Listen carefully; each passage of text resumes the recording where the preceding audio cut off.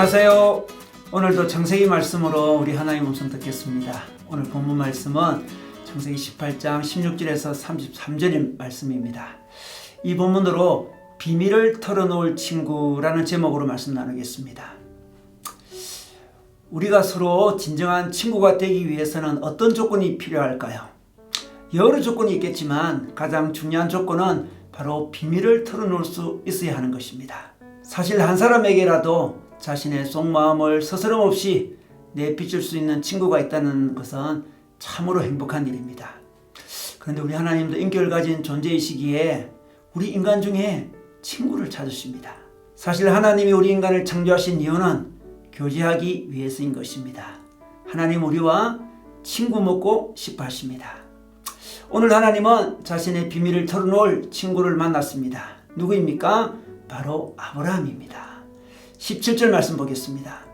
그때 주님께서 말씀하셨다. 내가 앞으로 하려고 하는 일을 어찌 아브라함에게 숨기랴.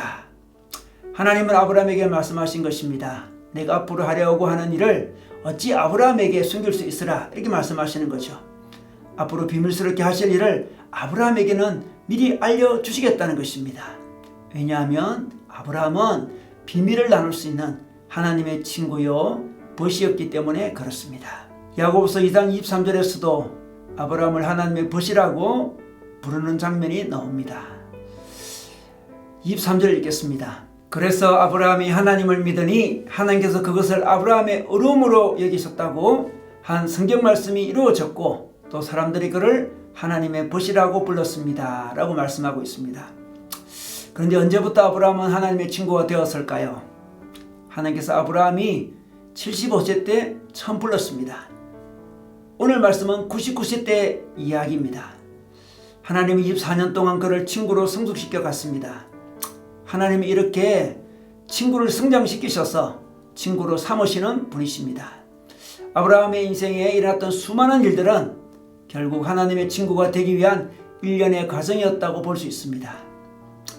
우리 인생의 목표도 사실은 하나님의 친구가 되는 것이라 할 수 있습니다. 하나님의 친구로 성장하는 것입니다. 아브라함은 하나님의 친구가 되기 위하여 고향 친척 아비집을 떠나야 했습니다. 하나님의 친구로 서기 위하여 99세가 되도록 자녀를 선물로 받지 못하고 눈물로 기도할 수밖에 없었습니다. 하나님의 친구가 되기 위하여 타향살이하며 온갖 어려움을 겪어야 했습니다. 그렇지만 이제 99세가 되어 하나님은 그에게 비밀을 나눌 수 있는 그런 친구로 삼아주셨습니다. 그런 친구로 성숙시켜 주셨습니다. 우리 하나님은 그를 친구로 삼은 후에 그에게 오늘 말씀하고 있습니다. 어떤 비밀을 말씀하고 있습니다. 어떤 비밀일까요? 바로 소돔과 고모라 성에 대한 비밀이었습니다. 두 성을 멸망시키겠다는 것입니다. 너무 타락해서 하나님께서 더 이상 두고 볼 수가 없다는 것입니다. 그런데 왜 이 비밀을 아브라함에게 털어놓으시는가요? 물론 친구이기 때문에 그렇습니다. 친구와 비밀을 공유하기 위해서 그렇습니다. 그러나 더 나아가서 아브라함에게 하나님은 친구의 어떤 역할을 부탁하기 위해서 말씀하고 있습니다. 즉 두 성이 멸망하지 않도록 역할을 부탁하는 것이죠. 하나님의 정의에 따르면 멸망시킬 수밖에 없는데 아브라함이 이 성을 구원하는 역할을 하도록 하시는 것입니다. 하나님의 구원사역에 동참하는 친구가 되어주기를 바라는 것입니다. 그 친구가 가장 친밀한 친구라고 할 수 있습니다. 하나님의 마음은 심판이 아니라 구원이기 때문에 그렇습니다. 구원사역을 함께할 동력자 친구를 하나님이 간절히 찾고 있는 것입니다. 아브라함은 하나님의 마음을 알아차렸습니다. 그래서 하나님께 말씀드렸습니다. 그는 먼저 하나님의 속성인 정의를 근거로 말씀합니다. 23절 보겠습니다. 아브라함이 주님께 가까이 가서 아뢰었다.